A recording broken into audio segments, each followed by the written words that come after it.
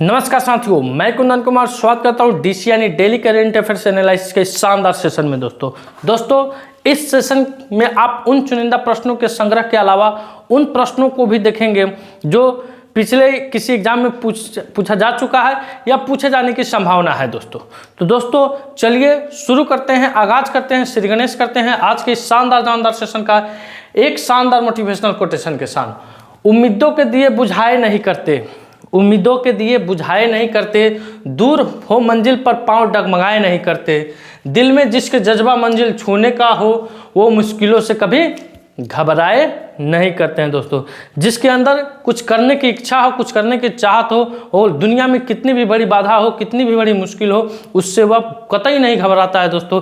तो दोस्तों पिछले वीडियो में आपसे प्रश्न पूछा गया था कि बिहार में निम्न में से कहाँ आधुनिक सुविधाओं से लैस बौद्ध ध्यान एवं आध्यात्मिक केंद्र की स्थापना की जाएगी। तो दोस्तों इसका उत्तर बोधगया हो जाएगा।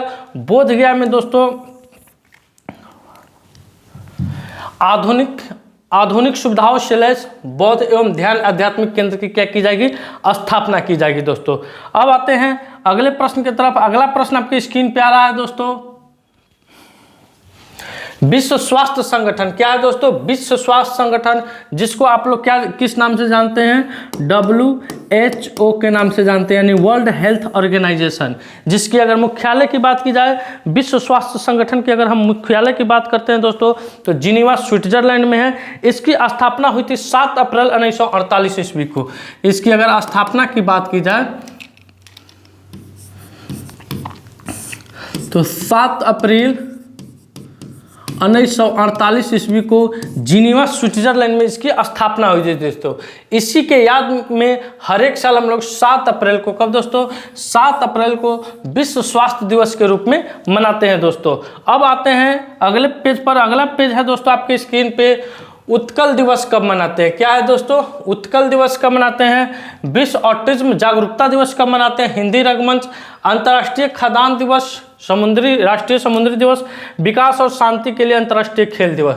तो उत्कल दिवस, उड़ीसा दिवस दोस्तों 1 अप्रैल को मनाते हैं। कब मनाते हैं दोस्तों? 1 अप्रैल को मनाते हैं। विश्व ऑटिज्म जागरूकता दिवस 2 अप्रैल को मनाते हैं। उसके बाद है दोस्तों हिंदी रंगमंच दिवस। क्या दोस्तों? हिंदी रंगमंच दिवस ये 3 अप्रैल को मनाते हैं। उसके बाद है अंतर्राष्ट्रीय खाद्यान्न जागरूकता दिवस, ये 4 अप्रैल को मनाते हैं। उसके बाद राष्ट्रीय समुद्री दिवस ये 5 अप्रैल को मनाते हैं। उसके बाद है विकास और शांति के लिए राष्ट्रीय खेल दिवस, ये 7 अप्रैल को मनाते हैं। 6 अप्रैल को ये मनाते हैं। कब मनाते हैं? 6 अप्रैल को। यूँ कहिए कि आपका अप्रैल का अभी तक का जो दिवस है उसको एक बार रिवीजन भी करा दिया गया। उत्कल दिवस 1 अप्रैल, विश्व ऑटिज्म जागरूकता दिवस 2 अप्रैल, विश्व हिंदी रंगमंच दिवस 3 अप्रैल, अंतर्राष्ट्रीय खदान जागरूकता दिवस 4 अप्रैल, राष्ट्रीय समुद्री दिवस 5 अप्रैल, विकास और शांति के लिए अंतर्राष्ट्रीय खेल दिवस 6 अप्रैल को मनाते हैं हम लोग दोस्तों। अब आते हैं अगले प्रश्न की तरफ। अगला प्रश्न है कि हाल ही में जारी राजकोषीय स्वास्थ्य सूचकांक 2025 में बिहार किस स्थान पर रहा है? तो दोस्तों अभी नीति आयोग के द्वारा एक सर्वेक्षण जारी किया गया दोस्तों। क्या है? स्वास्थ्य सूचकांक 2025। इस क्वेश्चन को हालांकि मैंने पहले के क्लास में भी पढ़ा दिया था। टॉप 5 राज्यों के बारे में इस पर चर्चा किए थे दोस्तों। तो अब देखते हैं कि इसमें अपना राज्य बिहार किस स्थान पर है। अपना राज्य बिहार दोस्तों 13वां स्थान पर यानी 13 नंबर पर है। तो पहला पर कौन है, दूसरा पर कौन है? पहला की अगर बात की जाए दोस्तों तो उड़ीसा है, आपको पढ़ाए थे। उड़ीसा पहला पर है दोस्तों। दूसरा की बात की जाए यानी दूसरे स्थान पर कौन है तो छत्तीसगढ़ है। दूसरे स्थान पर छत्तीसगढ़ है। तीसरे स्थान की बात की जाए यानी 3rd नंबर पर कौन है दोस्तों तो गोवा है। और चौथे नंबर पर झारखंड है। 3rd नंबर की बात की जाए गोवा, 4 नंबर पर है आपको झारखंड, और 5 नंबर की अगर बात की जाए तो गुजरात है दोस्तों। कौन राज्य है? गुजरात है। तो ये है दोस्तों राजकोषीय स्वास्थ्य सूचकांक का डाटा। अपना बिहार 13 नंबर पर है। बिहार 13 नंबर पर है दोस्तों। अब आइए अगले पेज की तरफ बढ़ते हैं। अगले पेज पर देखते हैं विश्व साइबर अपराध सूचकांक। क्या है दोस्तों, कुछ महत्वपूर्ण इंडेक्स यहाँ पे दिया गया है। विश्व साइबर अपराध सूचकांक में भारत किस स्थान पे है? ये सारे डाटे 2024 के हैं। इसमें भारत दोस्तों 10वां स्थान पर है। किस स्थान पे? 10वां। विश्व डंपिंग रोधी एजेंसी में कौन सा देश प्रथम स्थान पर है? तो इसमें अपना देश भारत प्रथम स्थान पे है। भारत प्रथम स्थान पर है। भारत क्या है दोस्तों? प्रथम स्थान पे है। ग्लोबल पीस इंडेक्स 2024 क्या है दोस्तों? ग्लोबल पीस इंडेक्स 2024, इसमें भारत किस स्थान पे है? तो भारत 116वां स्थान पर है। अगर बात की जाए प्रथम स्थान पे, टॉप स्थान पे कौन है? तो आइसलैंड है। इसमें प्रथम स्थान पर आइसलैंड है। प्रथम स्थान पर क्या है? आइसलैंड है। उसके बाद है वैश्विक ऊर्जा संक्रमण सूचकांक। क्या है दोस्तों? वैश्विक ऊर्जा संक्रमण सूचकांक 2024, इसमें भारत किस स्थान पे है? तो 63 स्थान पे है भारत दोस्तों। भारत इसमें 63 स्थान पे है। और नंबर 1 की बात की जाए, तो स्वीडन है। क्या है? स्वीडन है। नंबर 1 की बात की जाए तो स्वीडन है। और भारत 63 स्थान पे है। इसमें भारत दोस्तों, भारत इसमें 116 स्थान पे, भारत प्रथम स्थान पे, और भारत इसमें 10वें स्थान पर है। अब आते हैं अगले क्वेश्चन की तरफ। अगला क्वेश्चन आपकी स्क्रीन पे आ रहा है दोस्तों। हाल ही में डीआरडीओ और भारतीय सेना ने कहा MR-SAM के 4 सफल परीक्षण किए हैं। तो दोस्तों भारतीय सेना, डीआरडीओ यानी डिफेंस रिसर्च डेवलपमेंट ऑर्गेनाइजेशन, जिसका मुख्यालय की बात की जाए तो नई दिल्ली में है। इसके वर्तमान में अध्यक्ष कौन है? तो डॉक्टर जी सतीश रेड्डी। कौन है? डॉक्टर जी सतीश रेड्डी इसके अध्यक्ष है। इसकी अगर स्थापना की बात की जाए, किसकी दोस्तों? डीआरडीओ की, तो 1956 ईस्वी में हुआ था। कब हुआ था दोस्तों? 1958 में 1 जनवरी 1958 ईस्वी को डीआरडीओ की स्थापना हुई थी। कब हुई थी? डीआरडीओ की स्थापना हुई थी दोस्तों। कब? 1 जनवरी 1958 में। इसका मुख्यालय कहाँ है? मुख्यालय की अगर बात की जाए तो नई दिल्ली में है दोस्तों। अब आते हैं अगले पेज की तरफ। इसका क्वेश्चन क्या हो जाएगा? उड़ीसा में दोस्तों 4 सफल प्रशिक्षण किए हैं। अब आते हैं अगले प्रश्न की तरफ। अगला प्रश्न आपकी स्क्रीन पे आ रहा है दोस्तों कि अम्मा सीमेंट प्रमुख योजना एवं संबंधित राज्य के बारे में यहाँ दर्शाया गया दोस्तों। तो क्या है अम्मा सीमेंट योजना? क्या है दोस्तों? अम्मा सीमेंट योजना हिमालय दर्शन योजना। क्या है? अम्मा सीमेंट योजना, हिमालय दर्शन योजना, माझी कन्या भाग्यश्री योजना। तो अम्मा सीमेंट योजना दोस्तों तमिलनाडु में। कहाँ है दोस्तों? तमिलनाडु में। तमिलनाडु में है। कहाँ है दोस्तों? तमिलनाडु में है। हिमालय दर्शन योजना की बात की जाए तो उत्तराखंड में है। हिमालय दर्शन योजना उत्तराखंड सरकार के द्वारा इसको लॉन्च किया गया था। उसके बाद है माझी कन्या भाग्यश्री योजना, महाराष्ट्र।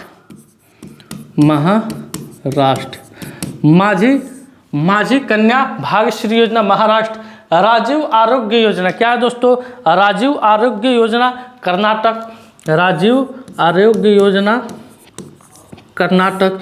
उसके बाद है तेजस्विनी योजना। क्या है दोस्तों? तेजस्विनी योजना झारखंड। उसके बाद है इंदिरा प्रदर्शनी कामकाजी महिला योजना उत्तराखंड। उसके बाद है आपको ई ममता योजना। क्या है दोस्तों? ई ममता योजना, ये भी झारखंड होगा। क्या होगा? ये भी आपको झारखंड होगा। आइए अगले पेज की तरफ बढ़ते हैं। अगला क्वेश्चन है कि हाल ही में कहाँ गृह मंत्री अमित शाह ने इफ्को के बीज अनुसंधान केंद्र की स्थापना की है? तो दोस्तों इफ्को एक खाद की कंपनी है दोस्तों, यूरिया बनाती है। सबसे पहले जानते हैं कि इसकी स्थापना कब हुई थी? तो 3 नवंबर 1967 ईस्वी में इफ्को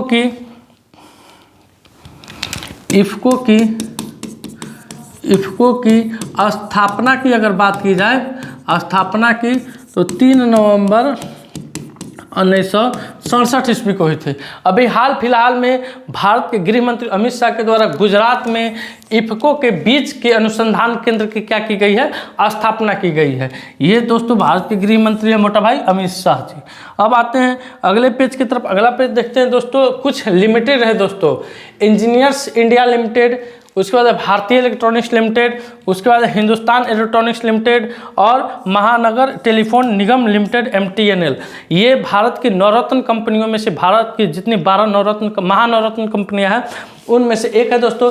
तो अब जानते हैं इंजीनियरिंग इंडिया लिमिटेड यानी EIL, इसकी स्थापना कब हुई थी? तो 1965 ईस्वी में। और इसका मुख्यालय कहाँ है? स्थापना की अगर बात की जाए, स्थापना की बात की जाए तो 1965 ईस्वी में। कब हुई थी दोस्तों? 1965 ईस्वी में। अगर मुख्यालय की बात की जाए इसकी तो नई दिल्ली में है। मुख्यालय की अगर बात हम करते हैं तो इसका मुख्यालय कहाँ है? नई दिल्ली में है। उसके बाद आता है आपको भारतीय इलेक्ट्रॉनिक्स लिमिटेड यानी बेल। इसकी स्थापना 1954 में हुई थी। इसकी अगर स्थापना की अगर हम लोग आपसे बात करें तो इसकी स्थापना 1954 में हुई थी। और इसका मुख्यालय कहाँ है? बेंगलुरु में है दोस्तों, बेंगलुरु में है। उसके बाद अगर हम बात करते हैं दोस्तों हिंदुस्तान एरोनॉटिक्स लिमिटेड हाल की, तो इसकी स्थापना 1940 बेंगलुरु में। इसकी भी अगर स्थापना की बात की जाए तो 1940 ईस्वी। इसका मुख्यालय कहाँ है? तो बेंगलुरु में है। उसके बाद है महानगर टेलीफोन निगम लिमिटेड MTNL। क्या है दोस्तों? महानगर टेलीफोन निगम लिमिटेड MTNL। इसकी स्थापना 1 अप्रैल 1986 ईस्वी को न्यू दिल्ली में हुई थी। 1 अप्रैल 1986 ईस्वी को न्यू दिल्ली में हुई थी। न्यू दिल्ली में हुआ था दोस्तों। कुछ कर्सिव भी लिखना जरूरी है। आइए अगले क्वेश्चन की तरफ बढ़ते हैं। अगला क्वेश्चन आपके स्क्रीन पे आ रहा है कि हाल ही में एशिया के पहले vertical lift Spain railway bridge नए पंबन ब्रिज का उद्घाटन कहाँ हुआ है? तो आप सभी जानते हैं दोस्तों 6 अप्रैल को भारत के प्रधानमंत्री ने तमिलनाडु में रामेश्वरम, पंबन को रामेश्वरम से जोड़ने वाले पंबन द्वीप का उद्घाटन किए हैं। आइए इस द्वीप के बारे में कुछ जानते हैं। अगस्त 1911 में इसका निर्माण शुरू हुआ था और 24 फरवरी 1914 को इसका उद्घाटन हुआ था दोस्तों, पुराने पंबन ब्रिज का। उसके बाद शिकागो की सेर्जर्स रोलिंग लिफ्ट ब्रिज कंपनी ने इसका डिजाइन तैयार किया गया था। 1988 में रेल पुल के समानांतर एक सड़क पुल भी बनाया गया था। 2020 में मौजूदा पुल के पास नए पुल का निर्माण शुरू हुआ था। दिसंबर 2022 में पुल पर रेल यातायात को अस्थायी रूप से बंद कर दिया गया था। क्यों बंद कर दिया गया था? क्योंकि जंग लगने के कारण वो कमज़ोर हो गया था, इसलिए बंद कर दिया गया था। नए पुल का काम नवंबर 2024 में पूरा हुआ और इसकी कुल लागत 535.2 करोड़ रुपये आई थी। दोस्तों जो पुराना पंबन ये आप तस्वीर में देख रहे हैं ये वाला है पुराना पंबन ब्रिज। तो इसका जो स्पाइनल है दोस्तों इस तरह से खुलता था, जैसे ये है इस तरह से खुलता था। ये पंबन ब्रिज है, ये लिफ्टिंग वाले है, ये ऊपर चला जाता है। कहाँ चला जाता है दोस्तों? ऊपर चला जाता है और यहाँ से आसानी से जहाज आ भी जा सकता है। इस जो पुराने पंबन ब्रिज पर इस पर जो रेलगाड़ी की चाल थी दोस्तों, स्पीड थी रेलगाड़ी की, अगर स्पीड की अगर बात की जाए तो 10 किलोमीटर प्रति आवर थी, यानी 10 किलोमीटर प्रति आवर की रफ्तार से आप अधिक से नहीं चला सकते। लेकिन ये जो नए वाला ब्रिज है, नए ब्रिज की अगर हम लोग बात करें तो इस पर 75 किलोमीटर, कितना दोस्तों? 75 किलोमीटर पर आवर की स्पीड होने वाली है। अब आते हैं अगले प्रश्न की तरफ। अगला प्रश्न आपके स्क्रीन पे आ रहा है। तमिलनाडु में, हालांकि इस कार्यक्रम के उद्घाटन में तमिलनाडु के मुख्यमंत्री ने शिरकत नहीं किए थे। भाषाई विवाद के कारण वे वहाँ पे इसके उद्घाटन समारोह में हिस्सा नहीं लिए थे दोस्तों। आइए अब देखते हैं कुछ और तमिलनाडु के बारे में जानकारी है आपके सामने स्क्रीन पे कि तमिलनाडु में जदयास्वामी उत्सव मनाया गया है। इंडोर शॉट पुट में 16 मीटर पार करने वाली पहली भारतीय महिला कृष्णा जयशंकर बनी। थाई पुसम 2025 का उत्सव तमिलनाडु में धूमधाम से मनाया गया था। तमिलनाडु के मुख्यमंत्री ने सिंधु लिपि को डिकोड करने के लिए $1 मिलियन के इनाम की घोषणा की है। समुद्र पर भारत के पहले ग्लास ब्रिज का उद्घाटन तमिलनाडु में किया गया है। प्रधानमंत्री मोदी ने तमिलनाडु के तुत्तीकोरिन अंतर्राष्ट्रीय कंटेनर टर्मिनल का उद्घाटन किया। तमिलनाडु सरकार ने अपनी साइबर सुरक्षा नीति 2.0 का अनावरण किया और तमिलनाडु में वैश्विक मुथामिज मुरुगन सम्मेलन का आयोजन किया गया। अब आते हैं अगले प्रश्न की तरफ। अगला प्रश्न है कि हाल ही में किस राज्य ने सभी मदरसों में NCERT, क्या दोस्तों? सभी मदरसों में NCERT पाठ्यक्रम को अनिवार्य कर दिया है। तो दोस्तों उत्तर प्रदेश सरकार यानी उत्तर प्रदेश के मुख्यमंत्री योगी आदित्यनाथ के द्वारा उत्तर प्रदेश के जितने भी मदरसे हैं उन सभी मदरसों में NCERT की बुक को पढ़ाना अनिवार्य कर दिया गया है। तो आते हैं अब देखते हैं क्या है उत्तर प्रदेश से। भारत की सर्वोच्च विधि की अगर बात की जाए दोस्तों, स्टैटिस्टिक्स जीके का ये पेज है दोस्तों। भारत की अगर सर्वोच्च विधि की बात की जाए तो संविधान है। क्या है दोस्तों? संविधान है, संविधान। उसके बाद मयूराक्षी नहर कहाँ है दोस्तों? मयूराक्षी नहर कहाँ है? तो ये पश्चिम बंगाल में है, पश्चिम बंगाल में है। उसके बाद भारत में लीड बैंक योजना कब से प्रारंभ हुई थी? तो 1969 में। कब से प्रारंभ हुई थी दोस्तों? 1969 में प्रारंभ हुई थी। योग सूत्र किसकी रचना है?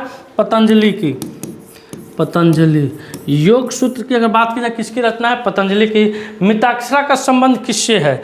मिताक्षरा का अगर संबंध की बात की जाए दोस्तों तो मिताक्षरा का संबंध हिंदू विधि से है। क्या है? हिंदू विधि से है, हिंदू विधि से है। अब आते हैं अगले पेज पर। अगला पेज है दोस्तों आपके स्क्रीन पे कि हाल ही में कहाँ भरनी उत्सव मनाया गया है। हाल ही में कहाँ एट प्रेजेंट में भरनी उत्सव मनाया गया है दोस्तों? तो केरल में। कहाँ दोस्तों? केरल में अभी हाल फिलहाल में क्या मनाया गया है? भरनी उत्सव मनाया गया है। अब देखते हैं अगले पेज पर क्या है। केरल से संबंधित कुछ महत्वपूर्ण जानकारियां हैं यहाँ पे। मुख्यमंत्री पिनरई विजयन ने उन्नत साइबर सुरक्षा संचालन केंद्र का उद्घाटन कहाँ किया है? केरल में किए हैं। केरल के बेलूर गांव में सदियों पुराने आत्मा पूजा अनुष्ठानों के अवशेष मिले हैं। केरल सरकार ने नैनामृतम 2.0 नामक एक AI संचालित नेत्र जांच पहल शुरू की है। एक्सपायर हो चुकी दवाओं के वैज्ञानिक निपटान में केरल क्या है? शीर्ष पर रहा है। केरल के मुख्यमंत्री ने कवचम आपदा चेतावनी प्रणाली लॉन्च की है। 29वां अंतर्राष्ट्रीय केरल फिल्म महोत्सव तिरुवनंतपुरम में शुरू हुआ। केरल सरकार ने नए किसान सेवा केंद्र आज से शुरू किए हैं। नेहरू ट्रॉफी बोट रेस का 17वां संस्करण अलपुझा में आयोजित किया गया। अब आते हैं अगले प्रश्न की तरफ। अगला प्रश्न आपकी स्क्रीन पे है दोस्तों कि हाल ही में किस देश ने बिम्स्टेक की अध्यक्षता संभाली है? तो अभी बिम्स्टेक का 6ठा संस्करण थाईलैंड में हुआ था दोस्तों। जो अगली की अध्यक्षता है वो आपको बांग्लादेश ने क्या किया है? बांग्लादेश की अध्यक्षता में अगली बार की जो सम्मेलन 7वां सम्मेलन होगा वो होने वाला है। अब आते हैं देखते हैं बांग्लादेश में छात्रों ने जातीय नागरिक पार्टी बनाई है। भारत और बांग्लादेश में नई सीमा हॉटलाइन स्थापित की गई है दोस्तों। बांग्लादेश ने 25 फरवरी को सैन्य शहादत दिवस घोषित किया है। सुहेली अख्तर भ्रष्टाचार के आरोपों में प्रतिबंधित होने वाली बांग्लादेश की पहली महिला क्रिकेटर बनी है। बांग्लादेश ने ऑपरेशन डेविल हंट शुरू किया है। बांग्लादेश ने दूसरी बार सैफ महिला चैंपियनशिप का खिताब जीता है। भारत में आने वाले विदेशी पर्यटकों में बांग्लादेश शीर्ष पर है और बांग्लादेश क्रिकेट बोर्ड के अध्यक्ष नजमुल हसन पापोन ने इस्तीफा दे दिया था दोस्तों पिछले कुछ दिन पहले। अब है हाल ही में प्रधानमंत्री मोदी को किस देश का सर्वोच्च नागरिक सम्मान मिला है? तो दोस्तों श्रीलंका का सर्वोच्च नागरिक सम्मान से प्रधानमंत्री मोदी को क्या किया गया है? नवाजा गया है। इसके अलावा फ्रांस, UAE, कतर इत्यादि अन्य देशों के सर्वोच्च सम्मान से इनको नवाजा गया है। अगला क्वेश्चन है कि हाल ही में किसे अग्निशामक एवं बचाव सेवाओं का DGP नियुक्त किया गया है? तो सीमा अग्रवाल को। किसे दोस्तों? सीमा अग्रवाल को अग्निशामक एवं बचाव सेवाओं का DGP नियुक्त किया गया है दोस्तों। अब आते हैं आज के सवाल पर। आज का सवाल है कि हाल ही में किस रेलवे स्टेशन पर सौर ऊर्जा स्थापित करने में कौन सा राज्य शीर्ष पर है? तो इस क्वेश्चन का उत्तर आपको कमेंट सेक्शन में देना है दोस्तों। आज का सेशन मेरा यहीं समाप्त हुआ। वीडियो हेल्पफुल है, वीडियो को लाइक कीजिए, शेयर कीजिए, चैनल पर नए हैं तो चैनल को सब्सक्राइब कीजिए। मिलते हैं आपसे अगले वीडियो में, तब तक के लिए धन्यवाद। अपना ख्याल रखिएगा। भारत माता की जय।